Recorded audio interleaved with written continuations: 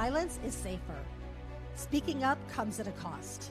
This is the Audacity Tapes, where women have chosen courage across cultures, continents, and systems of power.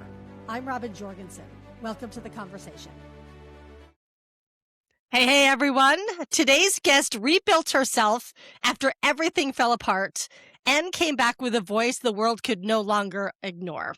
This is a conversation about audacity, courage, and rising stronger than the systems that try to contain us. Sarah Barnes-Humphrey, welcome to the Audacity Tapes. I'm so excited to be here. Thanks for having me on. This is going to be such a great episode. It's going to be an amazing episode. So you talk about this transformation, about your entire life falling apart in your memoir, I Buried Her in a French Press, which is the best title ever for any book known to man. And she's not kidding, right? Should I just show it? Yeah, on video, yes. So for those of you listening on audio, Sarah just put up the cover so you can see it. Go look at it on YouTube and then go buy the book because it's amazing. So before we dive into all of the deep truths, bring us into that moment when your world did start to shift and the moment that kind of set this entire story in motion. Bring us there. Yeah, I mean, my world has always kind of shifted. I don't know why, but I've kind of felt like my place is in the uncomfortable. If you read through the book and you read through some of the stories, right? Like I've been uncomfortable a lot. But I will say, I started one of my podcasts in 2016 and about a week before, 10 days before my 37th birthday, because I had been working for my parents' company for about 20 years. And ever since I was 16, I wanted to take it over. Like that was my life. That's what the path was. And then 10 days or a week before my 37th birthday, my dad closed his doors and I was out on my butt with nowhere to go because I had been working there for 20 years. I'd never even had an interview before. Yeah, tell people more about that industry because you grew up in a very male-dominated field and had to kind of find your way. Yeah. So, I mean, logistics and supply chain traditionally has been very male-dominated, although we have done a great job over the last couple of years to really bring in more women, more underrepresented voices, because a lot of times people think it's truck drivers and forklift drivers. It's not. There's so much more to supply chain. So if you think about supply chain, if you think about your phone, you've got all sorts of different components that go into making the phone. Sure. So you have to source it, you have to buy it, you have to manufacture it, you have to move it, you have to warehouse it, and then you have to deliver it to the home. That is supply chain, just for anybody who doesn't understand it. And I started right out of high school. So I started in the family business as reception, worked my way up. I spent 8 years in operations and then 8 years in sales starting in 2008. And like there was 3 women at a conference that I would go to. Like it was, for a young female in the industry in sales, it was extremely intimidating. Sure. But on the plus side, I got to travel a lot. But while I was working there and working my way up, I did courses by correspondence, which is going to totally age me because now they're called online courses. So I did that. And then I also worked on getting over my fear of public speaking while I worked there as well. And I did it the non-traditional way, which is kind of a fun story. I think I included that in the book too. So when your dad shut the doors, you were out on your butt, you'd lost a job. At what point did you realize that you weren't just losing a role, that you were also losing a version of yourself? Oh, that whole day. Like it was the worst day of my life. Like worst day of my life. I identify with the title, with the prestige, with all of that. It becomes part of who we be as a human. And I imagine to dissect that and unpack that has got to be really tough. Yeah. And it took me a very, very long time. I mean, when all of that happened, I was director of sales and marketing. That day was the worst day of my life. I actually think I talk about this in the book and the fact that one of the VPs was like, she needs to go to therapy because she's crying so much. And he basically told everybody before everybody left the building. And I was like, well, I beat you to the punch because I've been in therapy since I was, Right. 20 years old.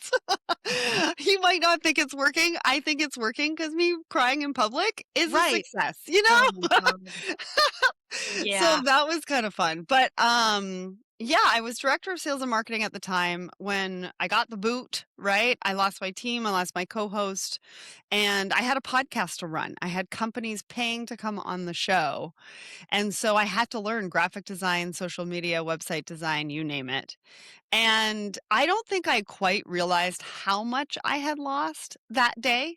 I knew that it was like the worst day of my life because Sure. my life kind of blew up in front of me.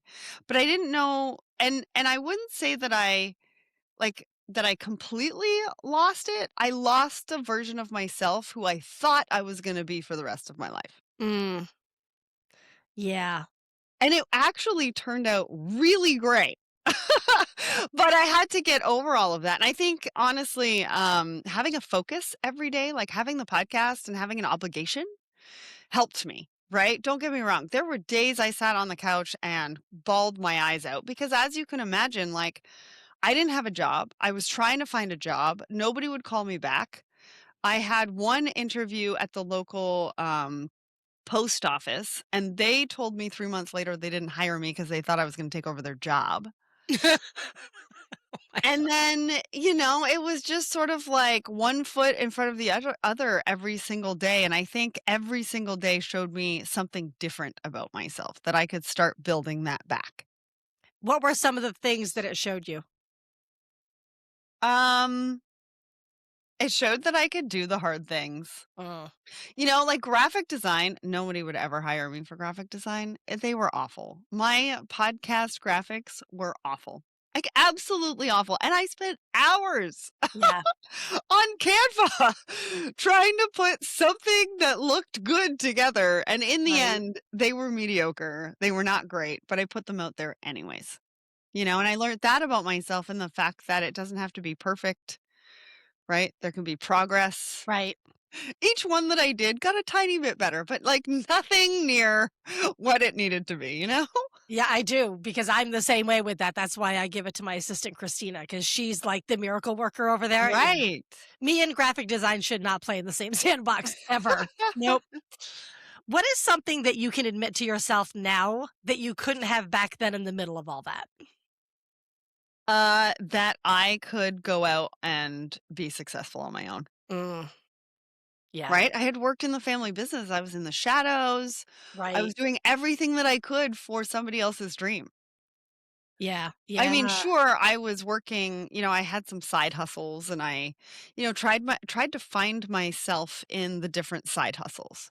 And I think that's always a good thing, right? Because you don't know what you like, don't like, good at, what you're not good at until you try different things.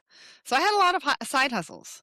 Some of them worked out, some of them didn't. When everything sort of fell apart, I had 4 side hustles going. Yeah. And that probably saved me, right? Because I could focus on each one of them, but I wasn't tied to the end result in the fact that, what am I going to do if none of these work out? I was just Right. sort of like, you know what? I'm going to work them all, and one of them's going to work out, and one of them's going to come out as the true winner. And then I can, really put all my focus in on that. Yeah. There's such a beautiful lesson in everything you just said because I think as women, we have to see that end result or we don't even like head down that path if we don't Right. see all 26 steps. So the fact that you released attachment to that outcome and just said, I'm going to try all 4 of these, one of them is going to work out. That's a huge, huge lesson. Because if you're at the steering wheel, 10 and 2, we hold on so tightly that this has to be it and this has to work out. And we never release enough to just like go with the flow and see what happens ever. Yeah.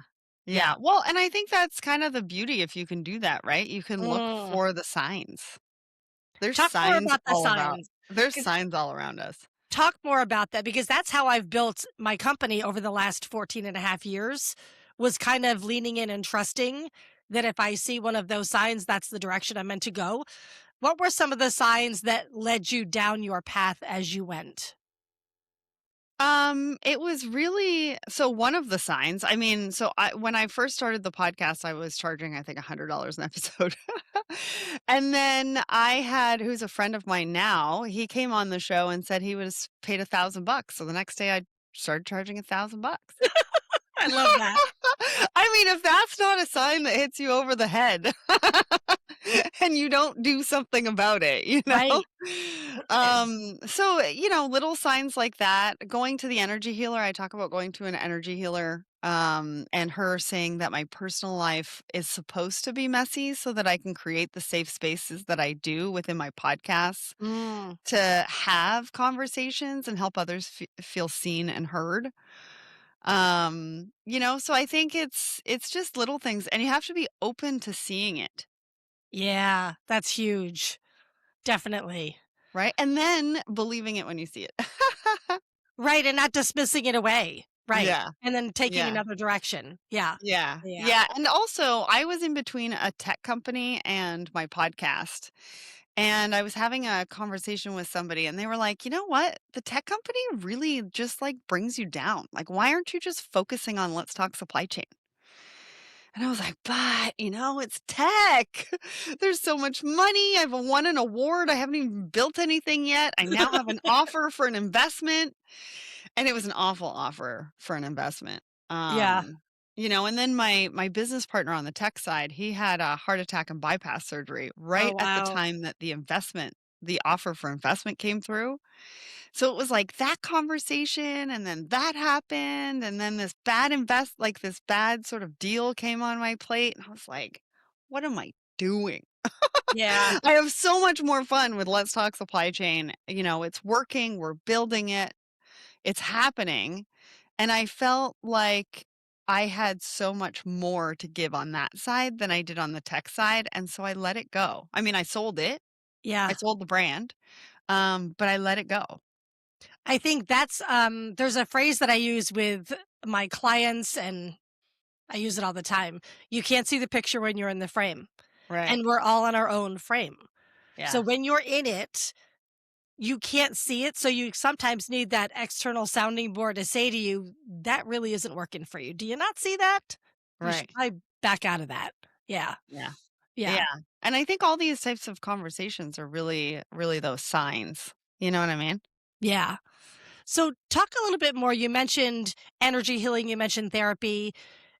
How did you rebuild the inner world of you, not the external version? What else did you do to claim yourself back? Yeah. It was, I mean, I wouldn't say it was like one thing. Yeah. It was kind of learning myself all over again. I had kind of like lost myself in the business and who I was tied to that business and who I was tied to that title. Right. 8 months after that happened, I ended up getting a receptionist job part-time at a indoor tennis club, and part of what I needed to do was mop floors. And that was hard, right? Because I I just went got from chills when you director said that. Yeah. yeah, director of sales and marketing to a part-time receptionist, which I'll tell you was the best thing I ever did because I got to work on my business while I was working and making minimum wage. Yeah. But the one caveat was when it snowed, like I had to go out there and clean out the fire exits, or when everybody wore their winter boots inside, I had to get out the mop and mop the floor. And some nights I was like, I did it when nobody was around because I was like, I don't want anybody to see me. Right. I really don't want anybody to see me. And I was also scoring men's basketball part time as well, so I literally had two part time jobs building the business. And so it was quite humbling, right? There Yeah. was different moments throughout all of that where I got mad, I got frustrated, I felt so much shame. And it wasn't a matter of having to fix myself of it. It was a matter of like sitting with it, feeling it, right? And having the moments. Yeah. Because we so often try to brush those under the rug because we don't want to feel and be Yeah. in those. So you Yeah. said you relearned yourself along the way in that process. What are some of the I did. things that you relearned? Um, I learned really about trusting my gut and more resilience. Mm, I really battled my self-worth. It's one of the reasons why I wrote the book about my relationship with self-worth. I have battled with that my whole life, and I still battle with it today. And I think it was more realizing that it's a journey, not a destination, and Yeah. that this thing is gonna rise its ugly head and its, great head every day depending on how you feel and how much grace you give yourself, and I am not perfect. So I got over the fact that I'm going to put stuff out there that's not perfect. I actually don't listen or watch any of the stuff I put out there. I do not. I don't want to know. If we've Yeah. done this conversation, and I feel good about it, then put it out there. Yeah.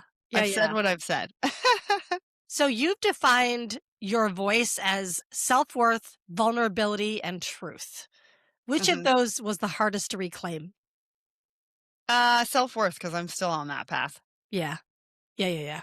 right? Because it's just a matter of like, I still feel shame. I still feel jealous. I still feel envy. You're a human. You're going to have all of these emotions. And sometimes I think we beat ourselves up for having some of those. I mean, comparison is real. Social media is tough. Yeah. Yeah. For sure. It's I mean, really, really hard. yeah. You remember it back in the 20s and well, we weren't there, but in the 20s and 30s, you see those old movies where they're scuba diving and they've got those really heavy helmets Yes. on with the glass front. It's almost like you have to put one of those on to protect like your and armor your mindset. And all of the Yeah. negativity kind of bounces off of that iron and doesn't actually seep in. Yeah. Well, Yeah. and I wasn't really comfortable enough with myself. I kept putting Mm, myself out there. So I was very uncomfortable being in front of camera, having conversations. I didn't know if anybody was going to listen or right. watch or anything like that. I've never been the cool kid. Never, Yeah. ever. I've been the bullied kid, And so I think it was just, putting everything out there. Right? Time after time, whether it was good, whether it was bad, and also failing publicly. I mean, listen, I have a business. I've tried all sorts of things. I've put all sorts of things out there, and not everything sticks and not everything works. And that's And okay. having to remember that it's not the end of the world, that Yeah. I'll just either refine it and relaunch it, or I'll just sundown it. Yeah. There definitely is something about it's kind of like a muscle you have to build because I've done the same things over the past several years. You've got to build that muscle of blocking out all of the hurtful comments and whatever Hmm. you put out, you did your best and stepping more into the authentic version of who you are. Like if I go back similar to you, I don't go back and listen and watch a lot of stuff. But if I go back even 5 years and see something I put out and then see something I Oh, I put out like know. last week, I'm like, "Oh my god." Like it's not even the same person because I now own more of my authenticity and I'm not afraid to speak my truth and it is Yes. what it is. And Hmm. if other people don't like it, that's on them, it's not on me. Yeah, But but a but lot it of time, even in the beginning, I would take that on. And even yeah, sometimes today, right? Like I write in the book about rumination. yeah. Rumination is punishing ourselves. And I Oh my actually god. didn't realize, like I'm 45 today, and I didn't realize this probably until about 2 years ago Yeah, that like I was consistently punishing myself through rumination. right, And I still do it to this day. I'm a little bit more aware of it where I can go, wait a second, you need to stop. right. But rumination is really punishing ourselves. Yeah. And you can run things through your mind over and over and over and over again. It doesn't necessarily change the outcome. Yeah. Yeah. And that's a muscle too to even be self-aware enough that you know you're going down. You're like, wait a second, stop here. I don't need to keep going down this rabbit hole. I can Yeah. pause and pull myself back up right here. Yeah, it was one of the things that my therapist said to me. She was like, "You're obsessed." Because I have this one thing that's going on in my life right now. It's very personal. I don't want to talk about it, but Sure. I keep thinking about it over and over, or Yeah. I was at the time. Yeah. And so it was rumination, it was punishing myself because I thought that I needed to punish myself because I was like, "What did I do? Right. Why," like, I was blaming myself. And then she was like, "You're obsessed with this." Mm, And I'm like, "Wait a second, I am totally obsessed with this," right? Because I yeah. constantly have these conversations going on in my head Yeah. about what I should have done differently, what I should have said differently, et cetera, et cetera. And she was like, "You're obsessed." I was like, "Wait a second. I wanna be obsessed with this, so, now I've gotta be aware of it." Why do you think so many women wait until their lives collapse before giving themselves permission to really become who they know they're meant to be? Listen, for a long time, like, I was with the company and I thought that was my lot in life. I had a lot of people saying that I could do so much more. Mm, I was a little bit comfortable. I did test out the waters with my, side hustles and yeah, things like that. But I think it's sometimes the fact that we don't really give ourselves permission. yeah. And why do you think we don't? Because it's scary. Yeah, Right? It's a big risk to take to rely on ourselves and believe in ourselves enough, yeah, for sure. right? And Even to this day, I struggle with believing in myself. There are some same. days I'll look at stuff on social media and I'm like, damn, Right. I don't have the energy to do that. What am I going to do to keep up? You know? Yeah, yeah, yeah. I want to switch over to because you have multiple podcasts. Yeah. I want to switch over to blended for a second Yeah. because when you and I were talking before we went live a couple weeks ago, we started talking about privilege, and Mhm. this is more in the news today more than ever. But you have said that we each have a responsibility around privilege. So let's start with your own. What part of your privilege took you the longest to recognize? Because I don't think we really had these conversations till like 10 years ago, Yeah, right? that's true. Yeah, So, I mean, I didn't even really know it was necessarily a thing a thing, right? until we started getting more podcasts. People started talking about it. And I think that's kind of the beauty of conversation is the fact that you only know what you know right now, Right, right? How do we learn more from each other to figure out what it is that we're doing or how we're moving through the world ignorantly or right. otherwise?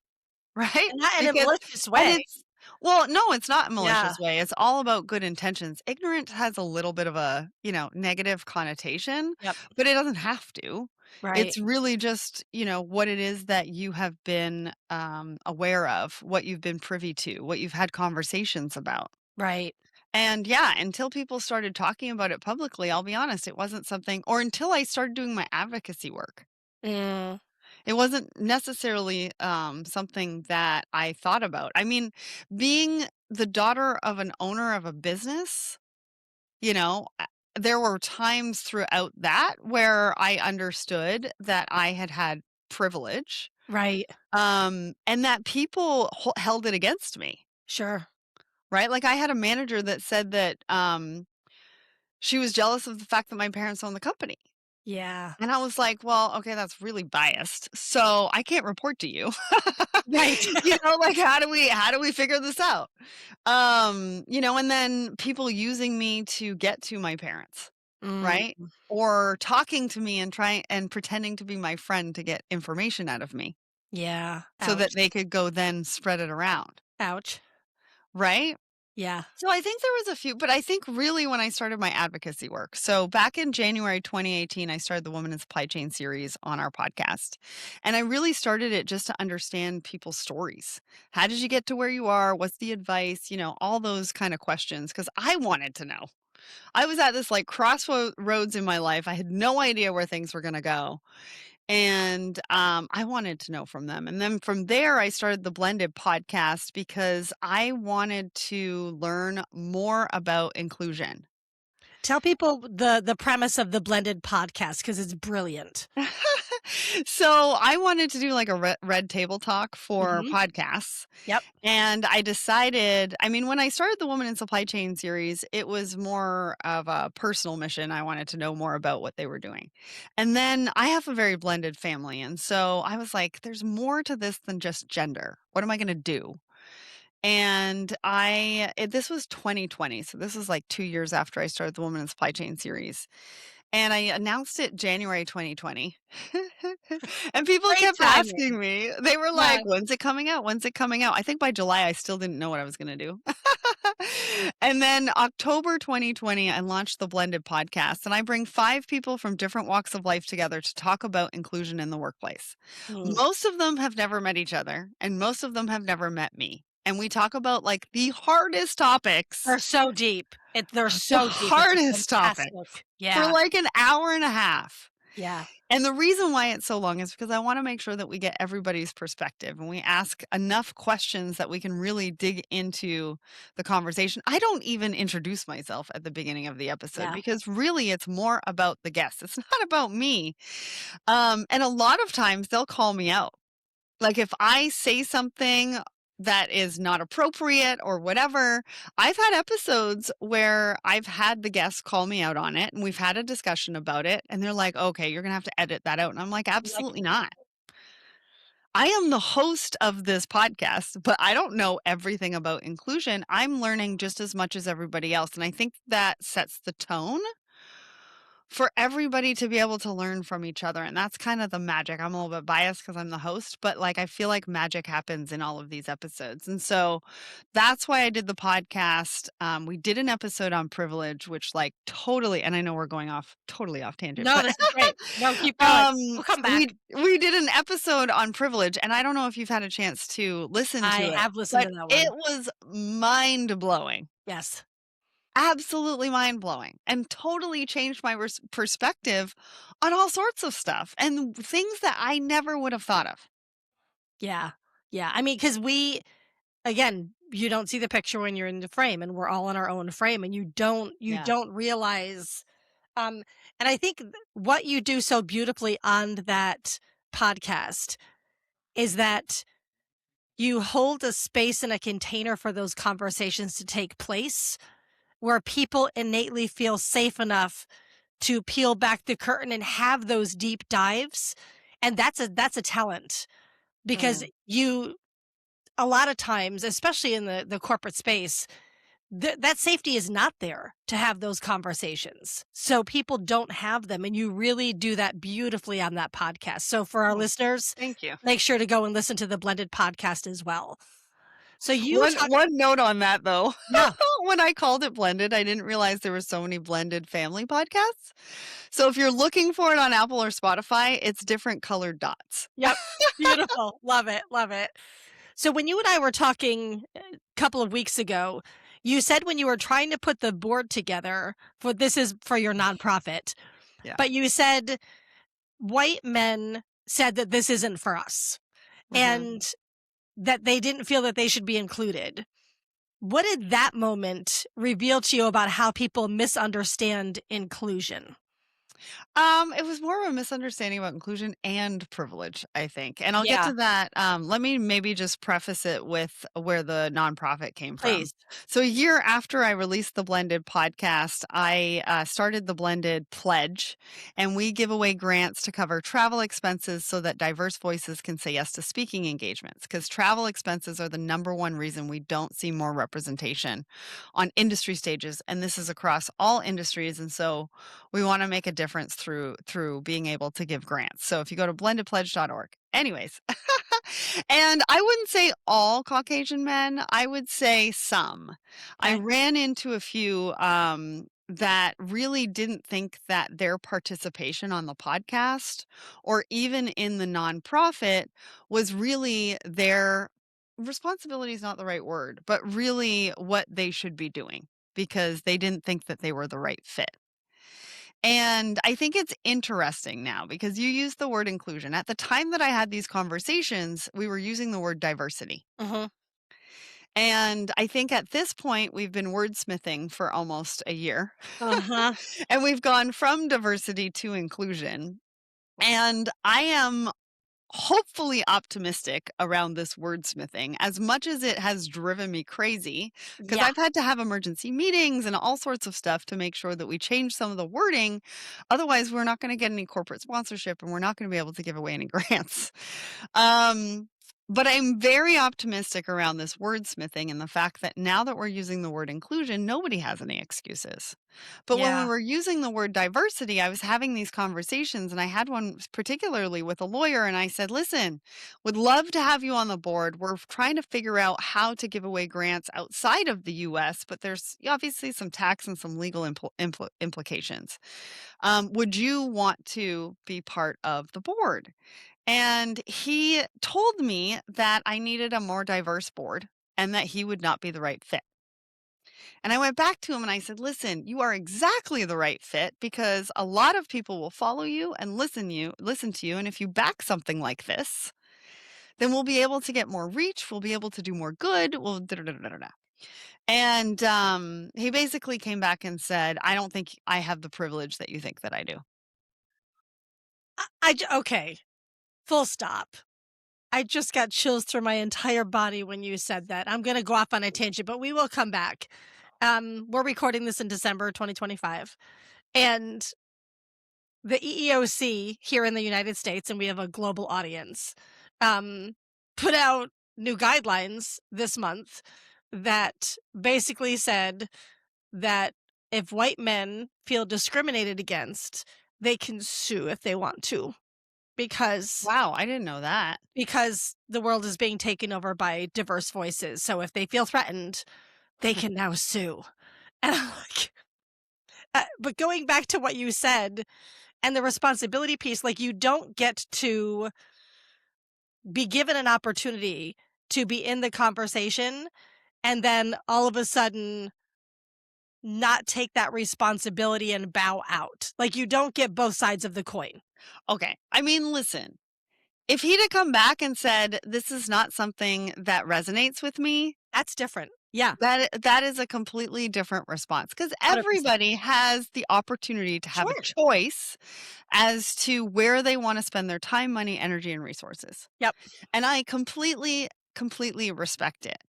What I think needs to be thought of differently is excuses. Yeah.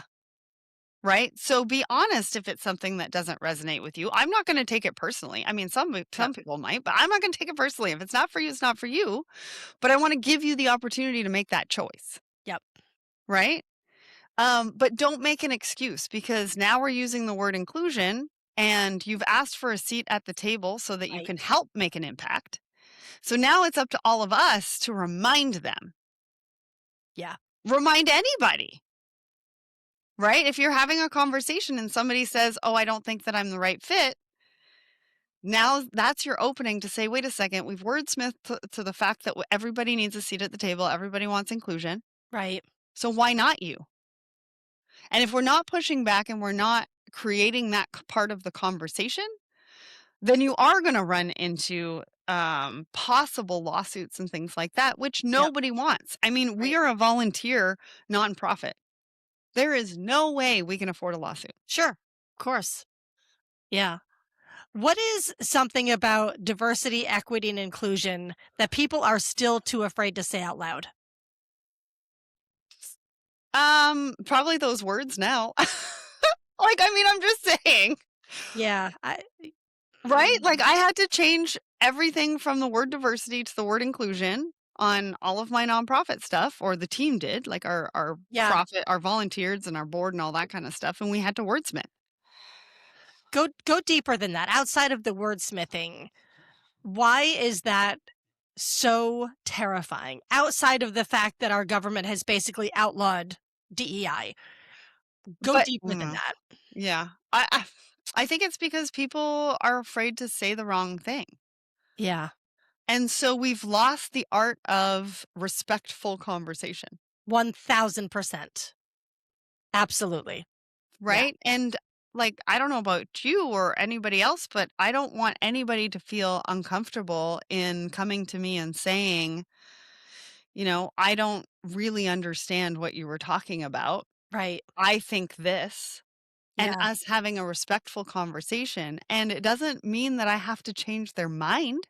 Right. It just means that we've opened the dialogue to have a conversation that maybe they'll think about 2 days from now. Yeah. And maybe they won't change their perspective completely, but maybe they'll have a little bit more empathy. Yeah. Which is also sorely lacking right now here in the US. So we definitely need more of that all around. All right, final question. What did it cost you to become the woman you are now? And was it worth it? It cost me everything and so much money. I didn't mean cost in money, but fair point. Yeah. Yeah. But what did it I cost you outside of money? mean, because it totally did, right? I had all these side hustles and I've invested in all these businesses and not all of them have panned out. Right. But realistically everything, right? Because I theoretically lost everything the day that those doors closed, Yeah. Yeah. Was you it know? worth it to be who you are now? Absolutely. I mean, listen, I have for Let's Talk Supply Chain, we have a team of almost 18 people. 95% of them are women-owned businesses. Love And that. like we are super proud of that. And then, I wrote this book um and it's been bestseller in 2 categories. Like I'm just so grateful for the experience and all of the opportunities that I've had since everything fell down. And listen, it took me 3 years. I didn't pay myself for 3 years. Yeah. Like it took scrappy Yeah. to survive. Right. It took scrappy, it took thinking outside the box, it took like just keep going. Yeah.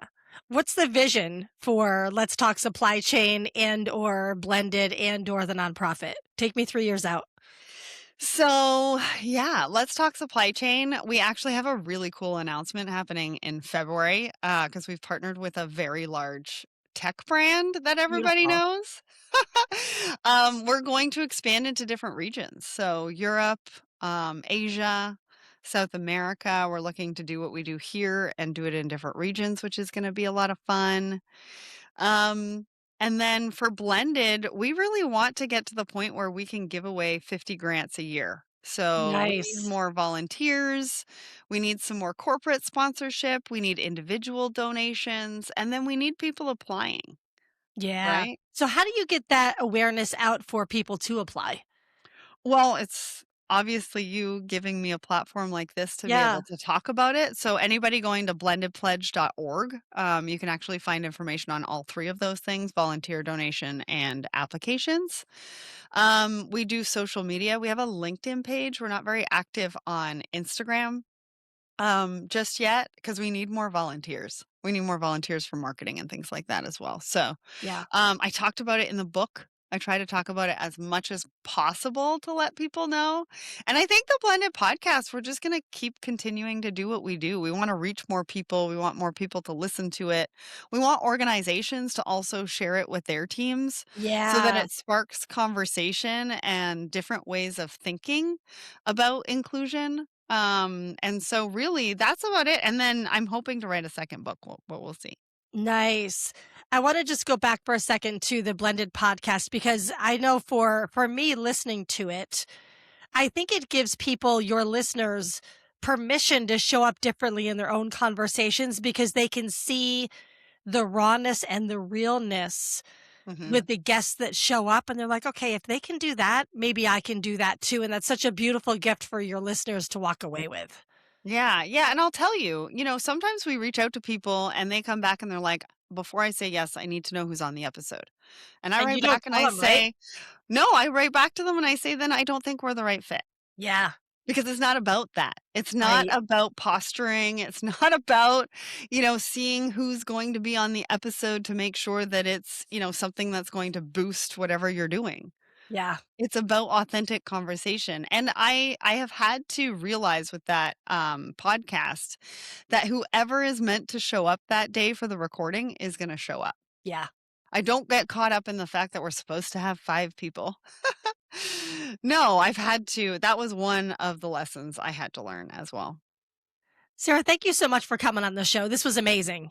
Thank you so much, and I hope that everybody goes and gets a copy of the book because it's over on Amazon, and if you put "I buried her in a French press," It's the only thing that comes up, I promise you. I love it. So for our listeners, if this conversation moved you, share it with a woman who's ready to step into her own fire. And until next time, keep standing up and speaking out for what matters. See you next time. If this conversation awakened something in you, pay attention to that. Audacity isn't reserved for a select few. It's a decision made in moments when conviction demands action. If this episode moved you, I invite you to follow the show and be part of amplifying women who are changing the world across cultures, continents, and systems of power. This is the Audacity Tapes. Until next time, choose courage.